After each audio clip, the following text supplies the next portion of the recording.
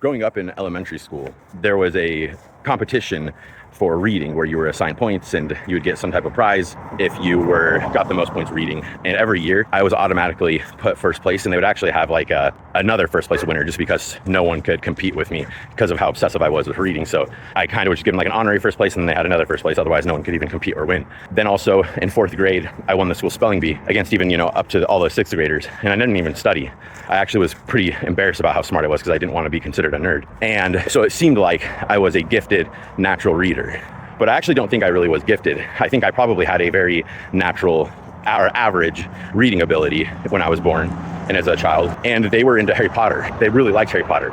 And so I so desperately wanted to read Harry Potter books. So when I was like 5 years old, I tried reading. They left a Harry Potter book at my house, and I wanted to read it so badly because I wanted to be like them, and I thought it would really impress them.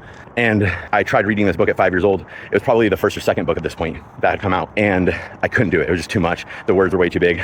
I couldn't get past like the first paragraph. 6 months later, I tried again, and I made it through like 2 paragraphs, but again, it was too much. I couldn't really understand the sentences enough, and it was really, really hard trying to like imagine trying to visualize what was happening in my brain. And so then I tried again like a year later, and I made it through a page, and I was really excited. I was like, wow, this is cool. I made it through a whole page, and I made it through a few pages, but then again, it just took so long, so much energy. I was like, oh, I just still can't do it. And that really, just that intense strain and exercise, reading, trying to get good enough to read this Harry Potter book that I wanted to read so badly, is actually what just built the muscle, the practice that made me so gifted, I guess, or so good at reading from that point on. But I don't think it was necessarily a natural ability I was born with.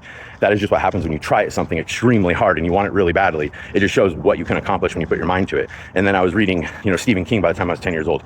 Probably not the best thing, but